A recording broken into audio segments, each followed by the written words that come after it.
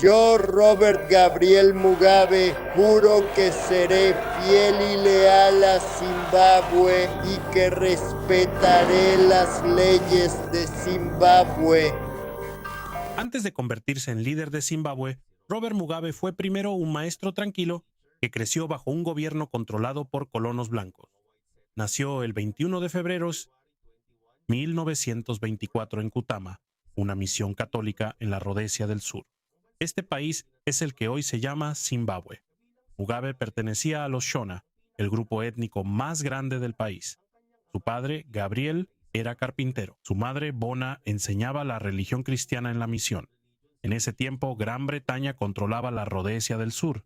Tenía su propio gobierno local, pero el poder estaba concentrado en una pequeña minoría blanca.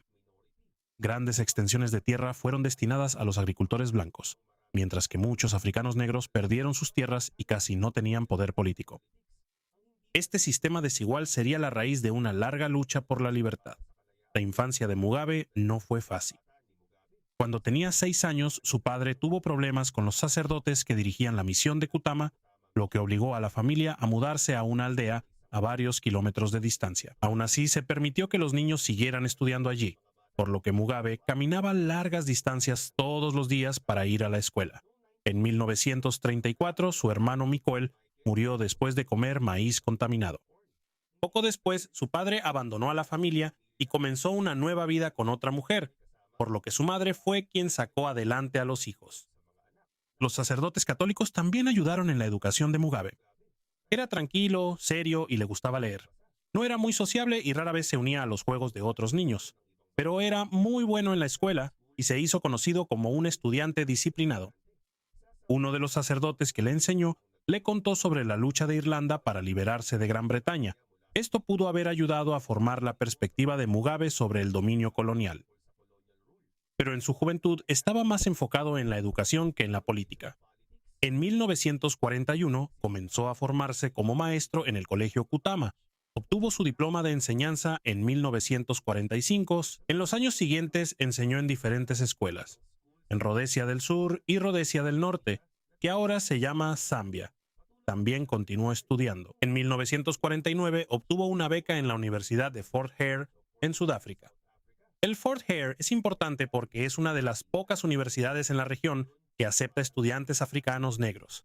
Muchos futuros líderes de África también estudiaron allí, incluido Nelson Mandela. Mugabe estudió historia e inglés y se graduó en 1951. Mientras estuvo allí, conoció a estudiantes que se oponían al colonialismo y la discriminación racial. En ese entonces, el clamor por la libertad comenzaba a fortalecerse en toda África. Después de la Segunda Guerra Mundial, muchos africanos empezaron a preguntarse por qué seguían siendo gobernados por países europeos. La independencia de la India del Reino Unido en 1947 fue una gran inspiración. Pero en Sudáfrica ocurrió lo contrario. En 1948 se implementó oficialmente el apartheid, un sistema que separaba a las personas según el color de su piel y otorgaba más poder y derechos a la minoría blanca. Robert Mugabe vio este tipo de discriminación mientras estudiaba y trabajaba en la región. Sin embargo, todavía no se convirtió en un revolucionario activo. Durante gran parte de los años 50 continuó trabajando como maestro. Estaba más interesado en estudiar y trabajar que en liderar una minoría política. Eso cambió cuando fue a Ghana en 1958. Ghana acababa de independizarse de Gran Bretaña. Fue el primer país en África subsahariana en liberarse del dominio colonial europeo. Estaba liderado por Kwame Nkrumah, un líder que creía que los africanos debían gobernar sus propios países y ayudarse mutuamente contra el colonialismo. En Ghana, Mugabe vio un país gobernado por africanos negros. Allí se sintió aún más motivado por el nacionalismo africano y... El nacionalismo africano es la creencia de que los pueblos de África deben ser libres y gobernarse a sí mismos. El marxismo, por su parte, es una creencia política y económica que se opone a la gran diferencia entre ricos y pobres y enfatiza el control social sobre la tierra y los negocios importantes. En Ghana, Mugabe también conoció a Sally Heyfron, una maestra que sería su primera esposa y lo acompañaría en la lucha política. En 1960, Mugabe regresó a Rodesia del Sur. Para entonces, la situación política era más tensa. 3 años antes de esto, Joshua Nkomo fundó el Congreso Nacional Africano de Rodesia del Sur. Su objetivo era poner fin al gobierno de la minoría blanca y otorgar verdaderos derechos de voto a la mayoría negra. Pero en 1959 el gobierno prohibió el grupo. Lo reemplazaron con el Partido Nacional Democrático, una nueva organización que continuó con el llamado al gobierno de la mayoría. Con la ayuda de su amigo Leopold Takawira, Mugabe se unió al partido. Era muy bueno hablando y escribiendo. Como era maestro y tenía una educación amplia, los líderes del movimiento nacionalista lo notaron rápidamente. Este fue pues el comienzo de su transformación de un maestro tranquilo a un opositor activo del gobierno colonial. Pero mientras se hacía más fuerte el llamado por la libertad, el gobierno dirigido por los blancos se volvía más estricto y, en lugar de una campaña política pacífica, poco a poco la lucha terminaría en encarcelamiento, rebelión armada y una larga guerra por lo que sería la nación de Zimbabue. A principios de los años 60, Robert Mugabe se volvió más activo en el movimiento que exigía libertad e igualdad de derechos de voto para la mayoría negra. Pero el gobierno dirigido por los blancos prohibía repetidamente los partidos nacionalistas. Cuando se prohibió el Partido Nacional Democrático a finales de 1961, los líderes ayudaron a formar la Unión del Pueblo Africano de Zimbabue, o ZAPU. Esta fue liderada por Joshua Nkomo, mientras que Mugabe se convirtió en el secretario de publicidad. Su trabajo era explicar al público los objetivos del partido y fortalecer su apoyo. Mientras tanto, el gobierno se volvió aún más estricto. En 1962 ganó en las elecciones el Frente Rhodesiano, un partido de derecha que representaba los intereses de los blancos. Muy pocos africanos negros podían votar en ese entonces, así que, aunque eran la gran mayoría de la población, la minoría blanca seguía controlando la política, la tierra y los negocios importantes. También hubo desacuerdos dentro del ZAPU en cómo quería continuar con la presión política y la negociación. Pero Mugabe y algunos de sus compañeros creían que el gobierno no entregaría el gobierno de la mayoría solo de manera pacífica. Por eso se separaron en 1963 y formaron la Unión Nacional Africana de Zimbabue, o ZANU. Ahora los dos principales grupos nacionalistas eran diferentes, con Nkomo quedándose con el ZAPU. Mientras tanto, Mugabe se convirtió en secretario general del ZANU. Ambos querían terminar con el gobierno de la minoría blanca, pero tenían liderazgos diferentes, organización militar y apoyo étnico principal. El ZANU era más fuerte entre los Shona, mientras que el ZAPU tenía más fuerza entre muchos Ndebele. Esta división causaría graves problemas incluso después de que el país lograra la independencia. No pasó mucho tiempo antes de que arrestaran a Mugabe por sus discursos políticos y su oposición al gobierno. En 1964 fue sentenciado a prisión debido a nuevas órdenes de detención, permaneciendo encarcelado durante casi 11 años y siendo liberado solo en noviembre de 1974. Mientras Mugabe estaba en prisión, Rodesia del Sur cambió por completo. En 1964, Gran Bretaña permitió que dos colonias vecinas de Rodesia del Sur se volvieran independientes. Rodesia del Norte se convirtió en Zambia, mientras que Nyasaland se convirtió en Malawi. En estos dos países, la mayoría negra fue la que recibió el derecho de encabezar el nuevo gobierno. Pero la situación era diferente en Rodesia del Sur. Aquí, el gobierno estaba controlado por una pequeña minoría blanca, el ejército y una gran parte de la tierra y los negocios. Aunque los africanos negros eran mayoría en la población, solo unos pocos de ellos tenían derecho a votar y casi no tenían poder en la política. Gran Bretaña también estaba dispuesta a conceder la independencia a Rodesia del Sur, pero había una condición. Primero debía haber un gobierno que realmente representara a la mayoría negra. Pero el primer ministro Ian Smith y su gobierno liderado por blancos no quisieron aceptar esto. Temían que si se daba igualdad de derechos de voto, la mayoría negra perderían el control del país. Por eso, el 11 de noviembre de 1965, Ian Smith declaró que Rodesia del Sur era independiente de Gran Bretaña, pero lo hizo sin el permiso del gobierno británico. Eso significa que Smith declaró la independencia para que la minoría blanca mantuviera el poder, no para entregárselo a la mayoría de la población. Por eso, Gran Bretaña y gran parte de la comunidad internacional no reconocieron al nuevo gobierno de Rodesia.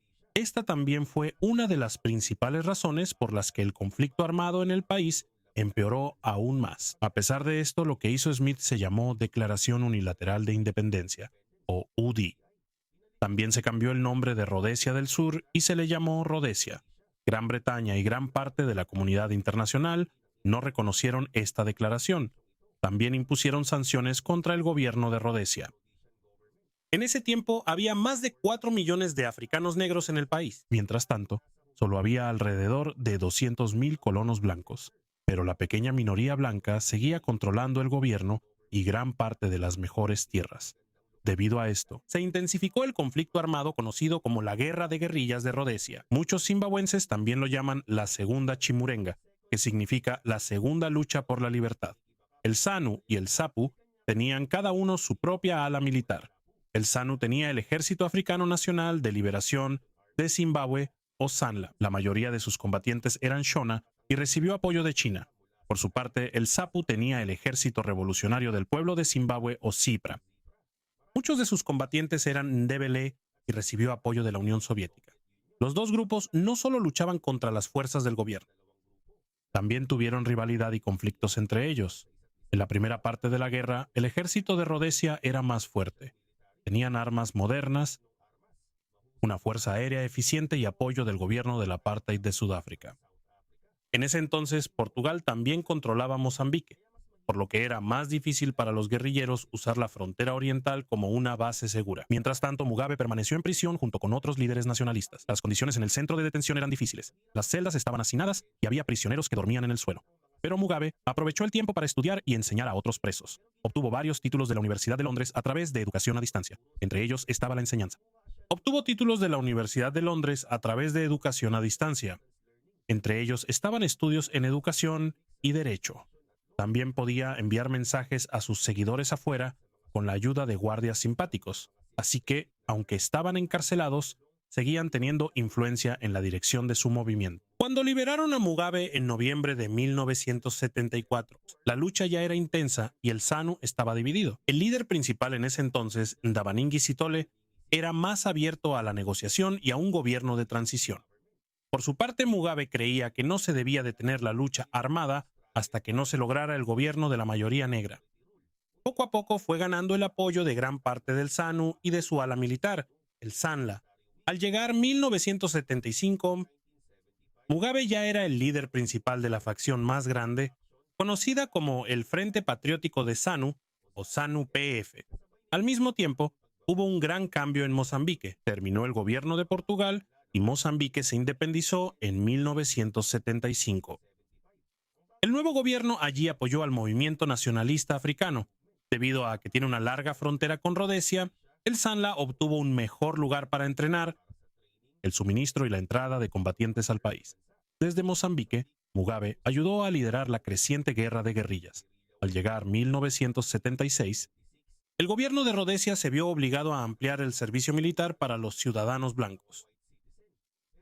Pero mientras más soldados enviaba, más se agravaba el aislamiento diplomático del país. Estados Unidos, Gran Bretaña e incluso Sudáfrica también estaban presionando a Ian Smith para que aceptara que el gobierno de la minoría blanca no podía durar para siempre. Muchos rodesianos blancos también comenzaron a irse por miedo, el servicio militar y la incertidumbre sobre el futuro.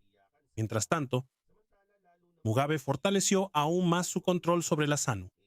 Este proceso no fue pacífico. Hubo arrestos, destituciones y expulsiones de los presuntos rivales dentro del movimiento.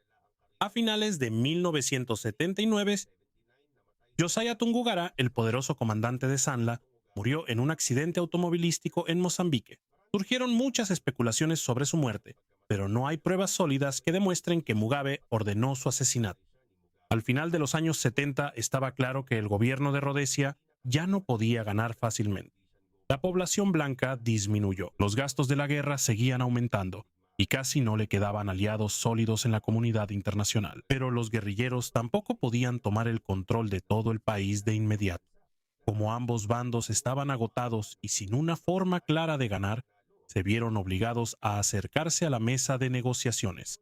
Y en la siguiente etapa, Mugabe se enfrentará no solo en el campo de batalla, sino también en las elecciones que lo pondrán en la posición más alta del nuevo Zimbabue. Para finales de los años 70 estaba claro que la pequeña minoría blanca no podía mantener el control de Rodesia. En septiembre de 1979, se reunieron en Lancaster House, en Londres, los representantes de Gran Bretaña y del gobierno de Rodesia, la ZANU de Roberto Mugabe y la SAPO de Josué Nkomo. Mugabe dudaba en llegar a un acuerdo, pero estaba claro que no podían continuar la guerra para siempre. El 21 de diciembre, firmaron el acuerdo de Lancaster House. Esto puso fin a la guerra de Rodesia, devolvió temporalmente Rodesia al control británico y estableció elecciones antes de la independencia total. Como parte del compromiso, se reservaron temporalmente 20 escaños para la minoría blanca en el Parlamento de 100 escaños. También se protegieron temporalmente sus tierras contra la expropiación forzada por parte del nuevo gobierno. En febrero de 1980, el ZANU-ZANUPF ganó 57 de los 80 escaños parlamentarios reservados para la mayoría negra.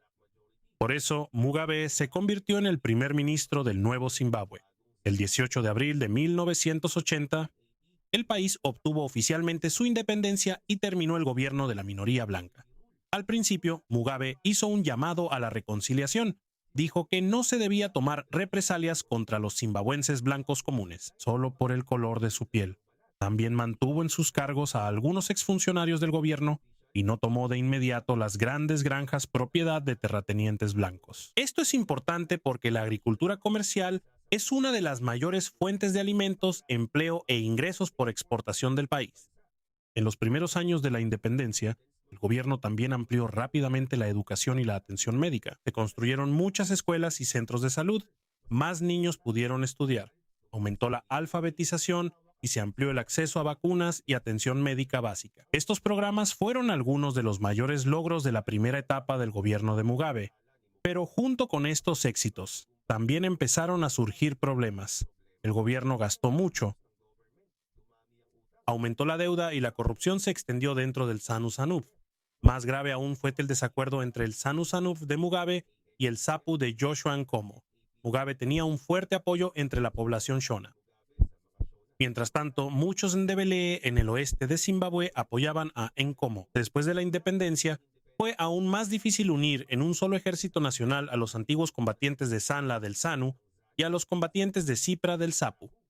Hubo enfrentamientos armados, levantamientos y acusaciones de que los miembros de ZAPU escondían armas. El gobierno usó esto como pretexto para enviar una unidad militar especial a Matabeleland. Esta fue llamada la Quinta Brigada. Esta fue entrenada por asesores militares de Corea del Norte y respondía directamente al gobierno de Mugabe. En 1983 comenzó la operación llamada Gukurahundi. Esta palabra se refiere a la primera lluvia que limpia la suciedad seca antes de la llegada de lluvias más fuertes.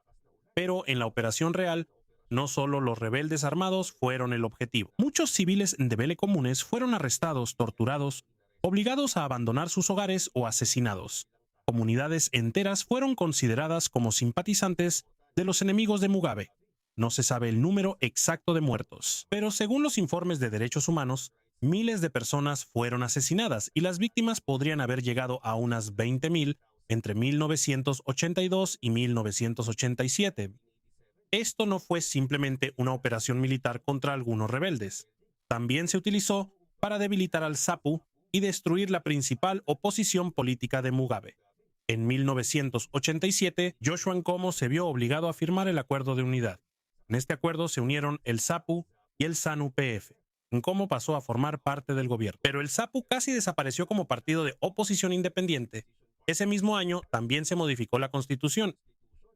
Se eliminó el puesto de primer ministro y Mugabe se convirtió en presidente ejecutivo.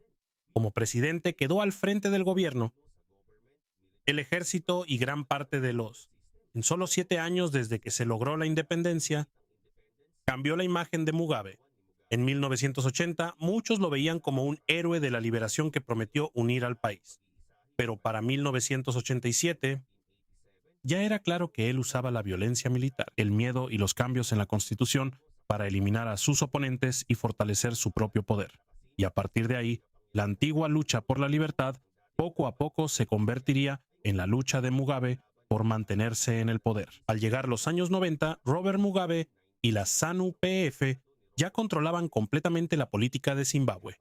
En el escenario internacional, todavía era conocido como un antiguo luchador por la libertad y un valiente crítico del apartheid en Sudáfrica. Pero dentro de Zimbabue, la corrupción y el desempleo iban empeorando poco a poco, la deuda del gobierno y la falta de empleo.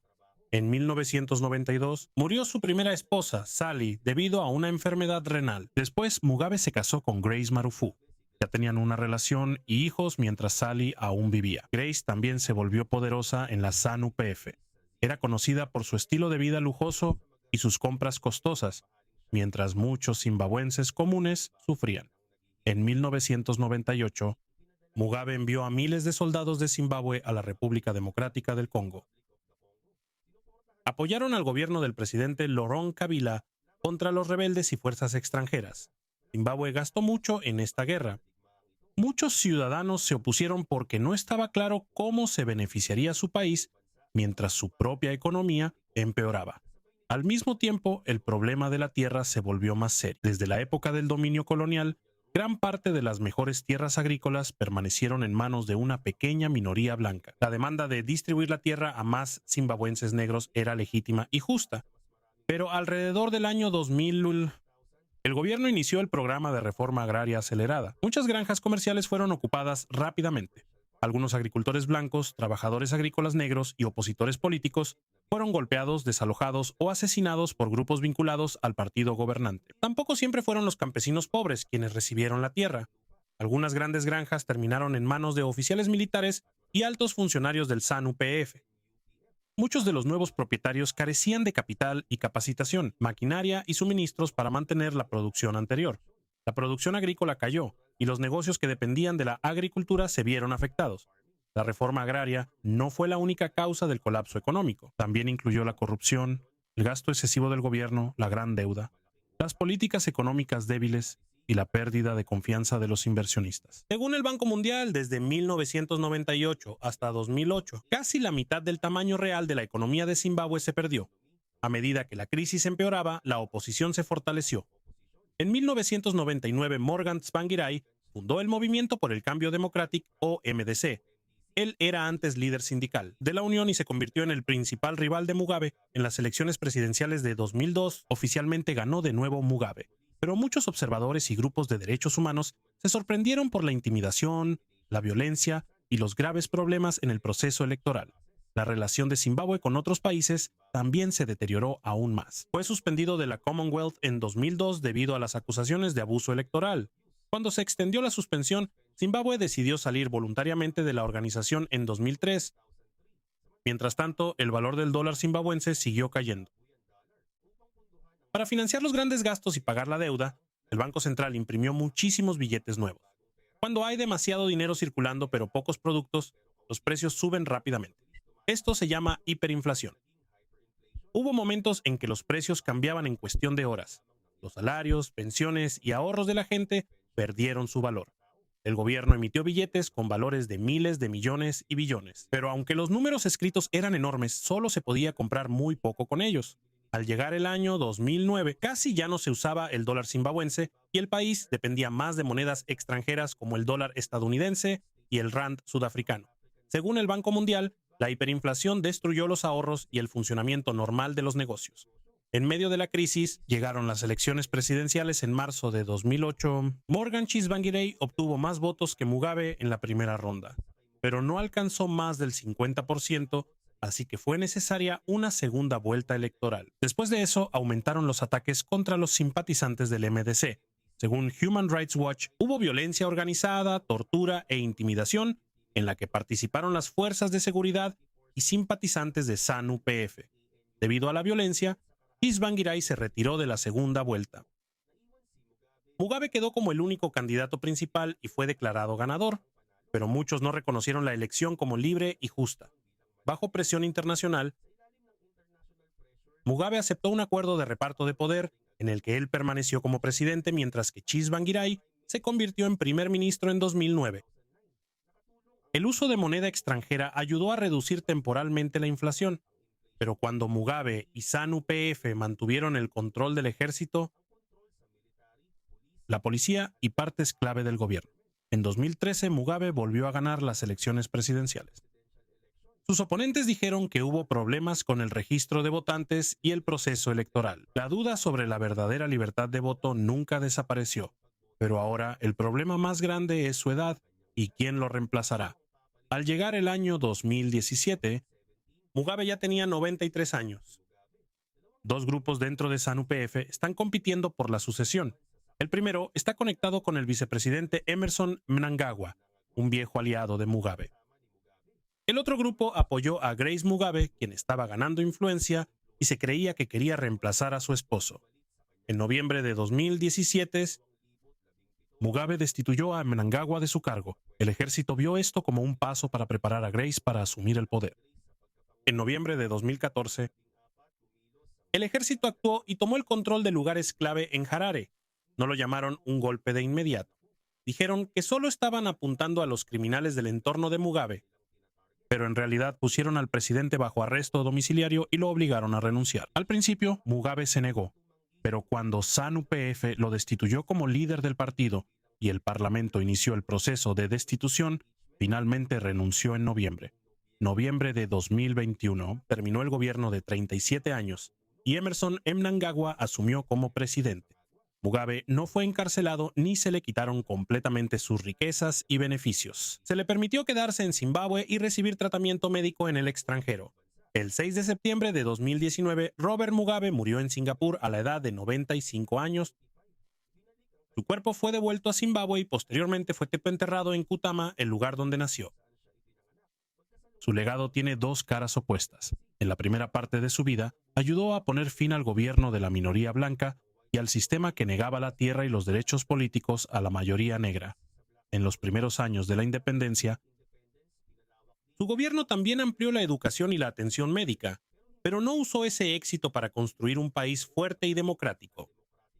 Debilitó a la oposición, usó la violencia militar y mantuvo el poder durante casi 4 décadas, y permitió que la corrupción y la mala gestión económica se extendieran. Es razonable querer corregir la injusta propiedad de la tierra, pero la manera violenta, caótica y política de implementarlo hizo que la producción cayera y empobreció a millones de ciudadanos. Por eso, no se puede ver a Robert Mugabe solo como un luchador por la libertad. También es un claro ejemplo de cómo un líder que luchó contra un sistema opresivo puede cambiar y eventualmente formar su propio gobierno opresivo. Ayudó a liberar a Zimbabue del dominio de la minoría blanca, pero por su negativa prolongada a dejar el poder, también se convirtió en parte de la razón por la que el país no logró plenamente la libertad, el progreso y la democracia por las que luchó durante tanto tiempo.